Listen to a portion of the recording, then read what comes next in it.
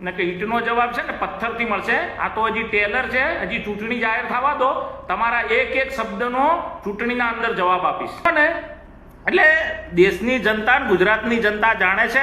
એટલે કોકના બાપાએ, કોકના દાદાએ, કોકની દાદીએ શું કર્યું હતું ને એના પહેલા તમારા દાદાએ, તમારી દાદીએ, તમારા બાપાએ આ દેશ માટે શું કર્યું છે ને એનો પણ હિસાબ આપશો ને. જ્યારે ભારત દેશ આઝાદીના હજી તો 9 વર્ષ જ થયા હતા ને ત્યારે દેશનું બજેટ હતું ખાલી 550 કરોડ રૂપિયા. અને એ સમયે એના દાદાએ ઓએનજીસીની સ્થાપના કરી હતી. પ્રચાર મંત્રી છે ને જે સવાર ઉઠી અને એક સભા કરે છે અને દાડામાં 3 વખત કપડાં બદલે છે, એના પાછળ દેશની જાહેરાતનો જ ખાલી 5 થી 6 હજાર કરોડનો ખર્ચો છે કર્યું. અને જ્યારે એનું પરીક્ષણ કર્યું ને એટલે અમેરિકાના પ્રેસિડેન્ટને 45 મિનિટ સુધી એનો ફોન નતો ઉપાડ્યો એને. તમારા ડરપોક વડાપ્રધાનની જેમ ટ્રમ્પની આગળ એ પૂંછડી પટપટાવે એવી નથી. એના દાદાએ બનાવેલી 70 વર્ષની ટોકી તમારે જેસીબીથી તોડવી પડી અને તમારી 21 કરોડની ટોકી હજી ઉદ્ઘાટન પહેલા તૂટી ગઈ.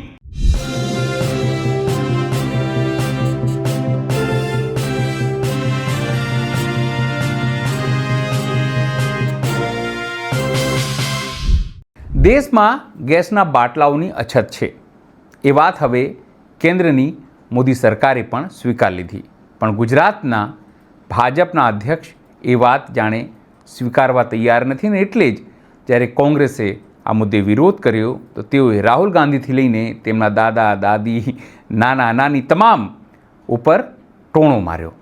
હવે વળતો જવાબ કોંગ્રેસના સમર્થકો, રાહુલ ગાંધીના સમર્થકો અને બુદ્ધિજીવીઓ તેમને આપી રહ્યા છે, સોશિયલ મીડિયા ઉપર ઘેરી રહ્યા છે. નમસ્કાર, હું છું ચિંતામણી પુત્ર અનિલ પટેલ. સ્વાગત છે આપનો અમારા વિશેષ કાર્યક્રમમાં. આવો સાંભળીએ કઈ રીતે જગદીશ વિશ્વકર્મા લોકો સોશિયલ મીડિયા ઉપર ટોણો મારી રહ્યા છે અને એમના દાદા દાદીની વાત યાદ કરાવી રહ્યા છે. નમસ્કાર દર્શક મિત્રો, 2 દિવસ પહેલાં ભારતીય જનતા પાર્ટી ગુજરાતના અધ્યક્ષ શ્રીમાન જગદીશભાઈ પંચાલ સાહેબે ચાણસ્મા વિધાનસભાની એક બેઠક ઉપર પ્રચાર કરવા માટે ગયેલા અને એમાં એમને એવું કહ્યું કે ભાઈ આ કોંગ્રેસવાળા શું કરવા રાડું પાડતા હશે? આ ગેસના બાટલા શું તમારા બાપાએ આલ્યા હતા? શું તમારી દાદીએ આપ્યા હતા? શું તમારા દાદાએ આપ્યા હતા? આ તો કે મોદી સાહેબે આપ્યા, તો મોદી સાહેબ આપ્યા છે તો એનો ઉકેલ પણ એ કરશે. જગદીશ કાકા, તમે ભૂલી ગયા છો એટલે યાદ કરાવું હું. 1956માં જ્યારે ભારત દેશ આઝાદીના હજી તો 9 વર્ષ જ થયા હતા ને ત્યારે દેશનું બજેટ હતું ખાલી 550 કરોડ રૂપિયા. અને એ સમયે એના દાદાએ ઓએનજીસીની સ્થાપના કરી હતી. અને એ ઓએનજીસીએ ભારતને ઉર્જા ક્ષેત્રમાં સ્વનિર્ભર બનાવવા માટે શું મહત્વના રોલ નિભાયા છે ને આજે એ ઓએનજીસી ઉપર તમે ચકી રહ્યા છો. HPCL હોય, BPCL હોય, ઇન્ડિયન ઓઇલ હોય, આવી કેટલીય કંપનીઓ એના દાદાએ ને એની દાદીએ ચાલુ કરી હતી.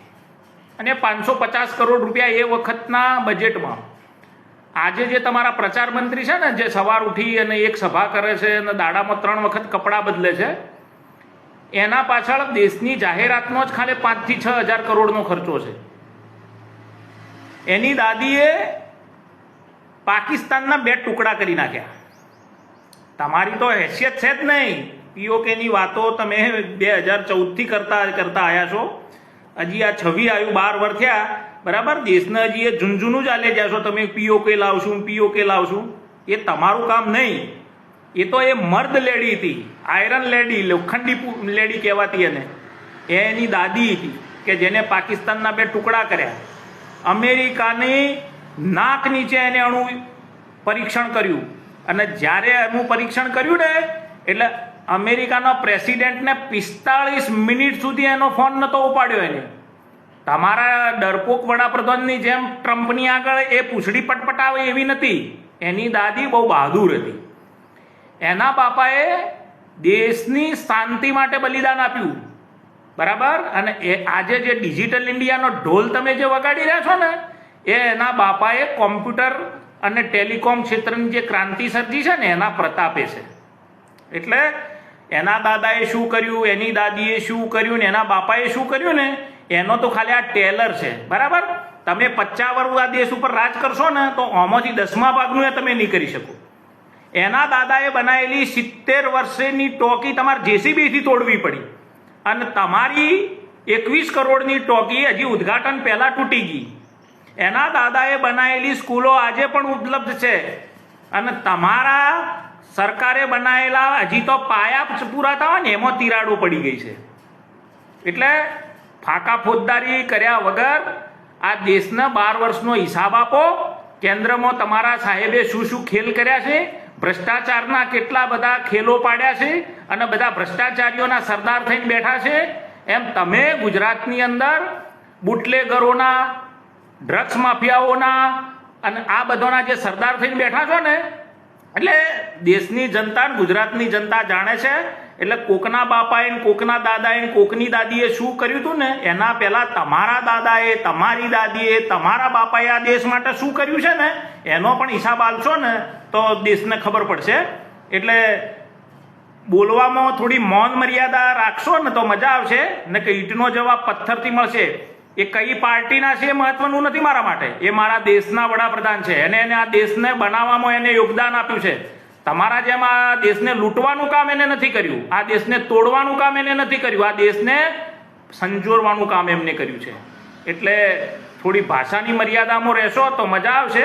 ને કે ઈંટનો જવાબ છે ને પથ્થરથી મળશે. આ તો હજી ટેલર છે, હજી ચૂંટણી જાહેર થવા દો, તમારા એક શબ્દનો ચૂંટણીના અંદર જવાબ આપીશ. આ ઘટના જોઈને આપને શું લાગે છે જરૂરથી મારા કોમેન્ટ બોક્સમાં કોમેન્ટ કરજો. એ સિવાય અમારી યુટ્યુબ ચેનલને આપ લાઈક કરો, સબસ્ક્રાઇબ કરો, બેલ આઇકન દબાવો. સાથે અમારી વેબસાઇટ છે www.gujaratpress.in, ત્યાં પણ જઈને તમે વધુ અપડેટ થઈ શકો છો.